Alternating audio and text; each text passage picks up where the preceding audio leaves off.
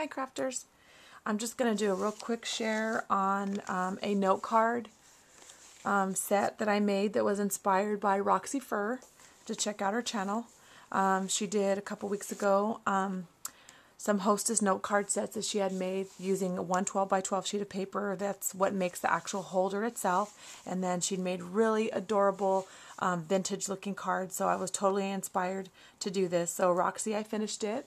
It's like 1:30 my time, and I finally got it done. It was a hectic day, but I finished it. And anyways, so I just wanted to share real quick. Okay, now learn from my mistakes. I'm usually pretty good about this and measuring and paying attention, but I don't know.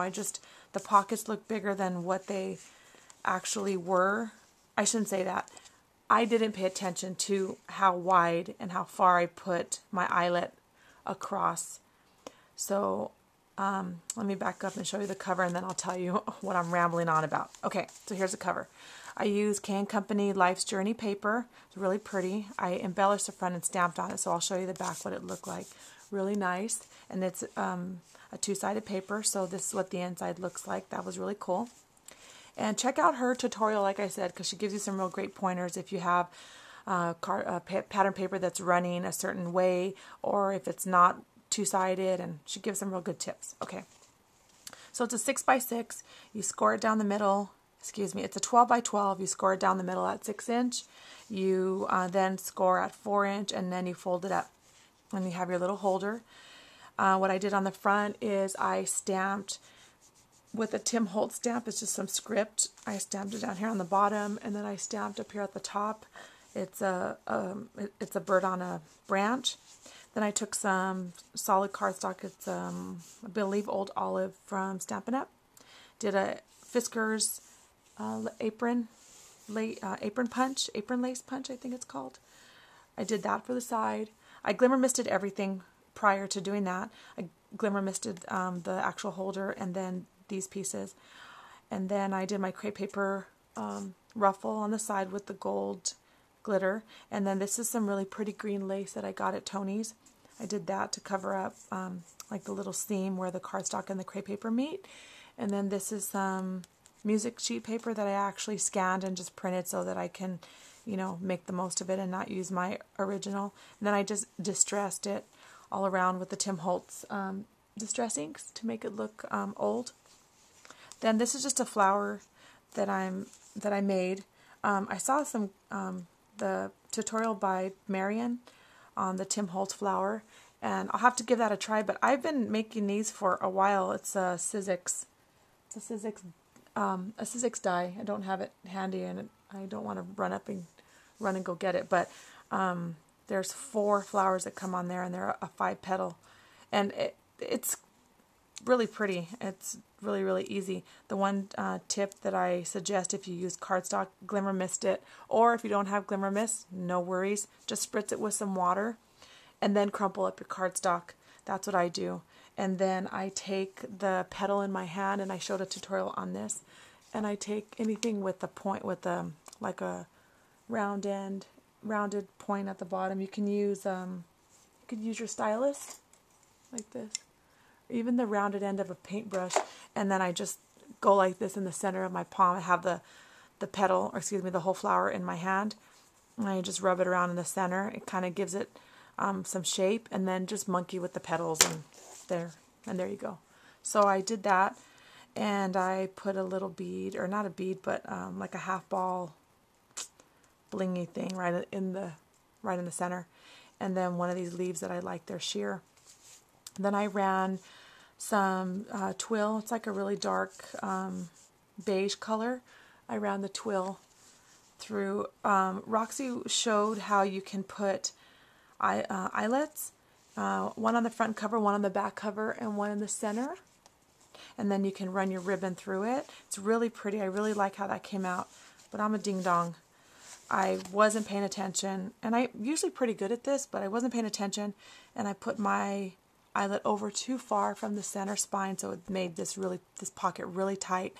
So it totally had to change the cards I was going to make, because there was no way that 8 cards with matted, any kind of pattern paper, anything on them were going to fit. So I had to put the envelopes over here, and I had to cut the cards down from 8 to 6. So, but it still came out nice, so that's fine. So I just took plain white envelopes. I glimmer misted them with old lace. Then I took the Tim Holtz frame stamp out of the set that I was using.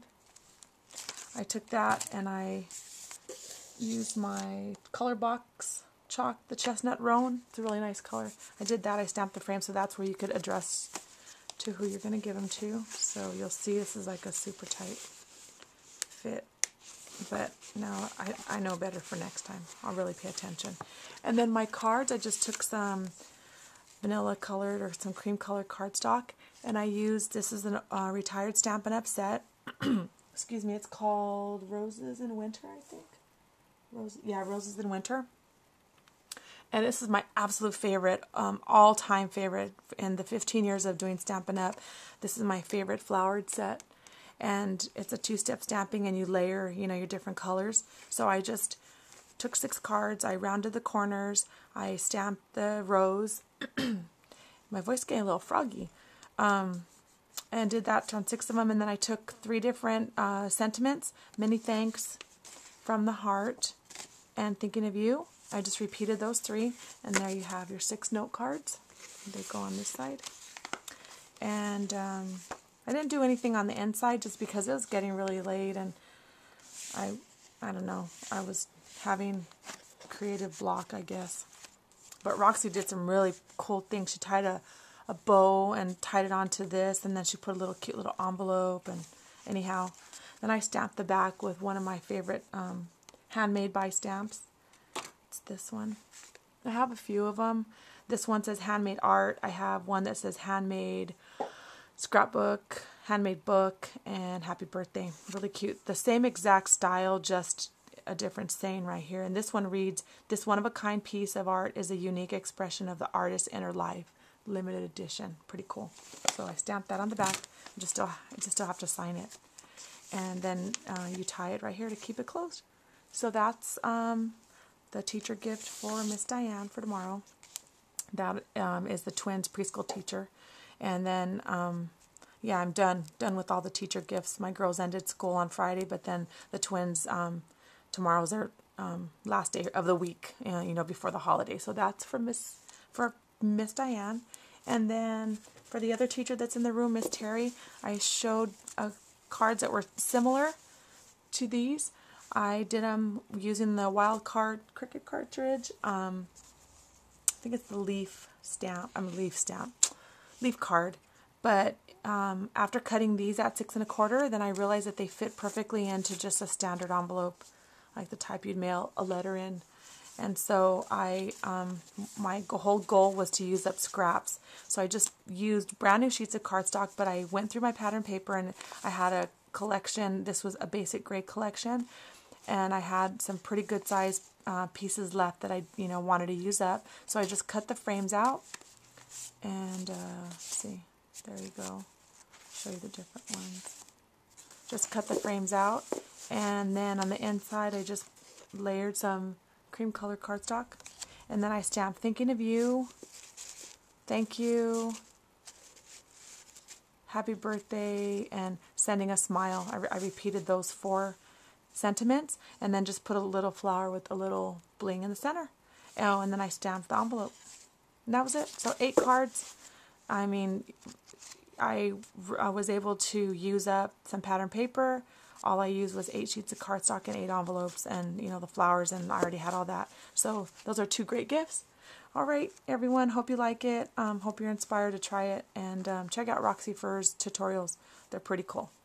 Thanks. Bye.